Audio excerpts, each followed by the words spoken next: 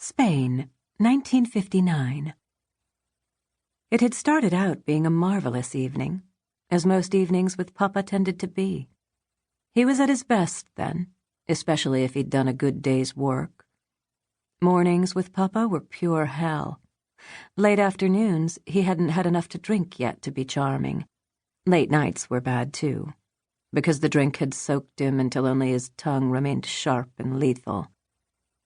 But tonight he'd been in good form, and Slim knew it was because of Betty's presence.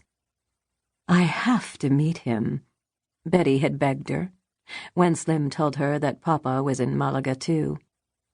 Betty was there to film a movie. Papa was there to watch the bullfights. Slim was there because she had nowhere else to be.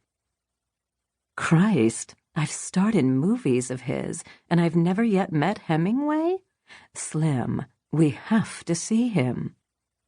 So Slim, despite some misgivings, had arranged it. She didn't know how Papa would behave, frankly. She hadn't seen him in more than a year, and the last couple of times, well, they hadn't lived up to the expectations she always carried when it came to him. Slim Hawks Hayward first met Ernest Hemingway back in 1939, when she was just 22, before she was married to Howard Hawks, but when she was unofficially living with him. Papa was in the midst of divorcing his second wife for his third, but was quite alone when she and Howard arrived in Key West, except for his two youngest sons. Slim was charmed, more than charmed, overwhelmed. Back in Hollywood, she was used to men who were larger than life, men who seemed to be lit by an inner glow so that their teeth were whiter, their eyes more luminous than those of mere mortals, men who were so vivid and boldly drawn that they looked at home only on a giant silver screen, men like Clark Gable, Gary Cooper, John Wayne. So Slim was no starstruck Bobby Soxer.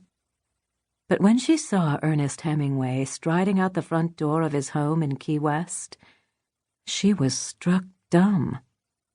He wasn't simply lit from within. He'd harnessed the sun itself, hauled it down from the sky with those enormous hands, swallowed it so that it sat squarely in that barrel chest, molten rays radiating out of every pore. He reared to a halt when he saw her as well. His brown eyes narrowed, and a slow grin spread over his entire face. "Well, well, Howard," he'd said softly, admiringly. "She lives up to the advertising." And from that moment on, theirs was a slow, simmering flirtation. Not of the flesh, at least not on Slim's part. As rugged and as virile as Papa was then, he was 40. There was about his flesh something not quite clean.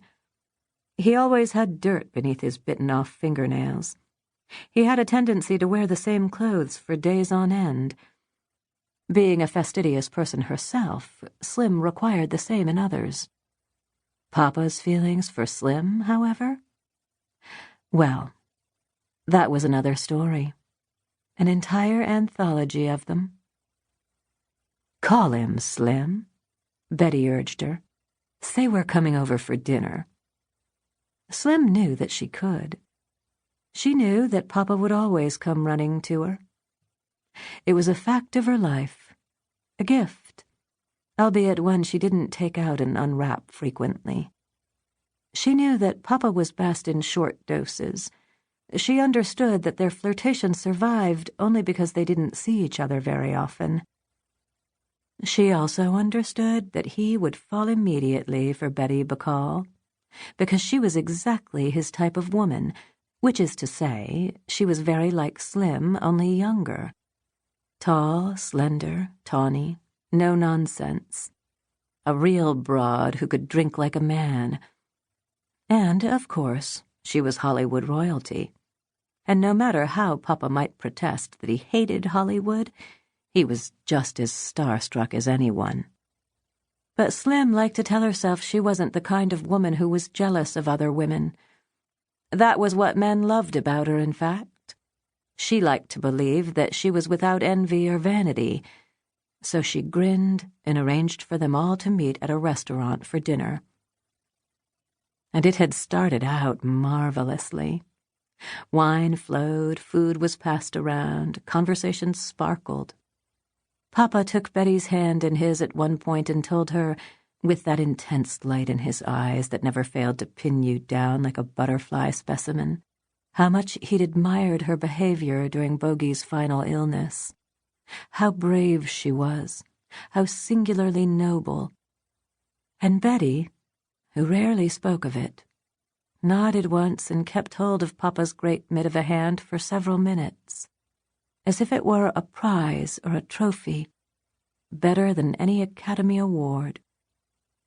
But Slim noticed how down at the far end of the table, where Papa usually banished her, Mary Hemingway's little eyes grew even smaller, boring a hole into those two twined hands, one so elegant and white, the other brown and weathered, just like the pigskin of a football. Betty and Papa didn't notice. They were too busy laughing, their heads bent together,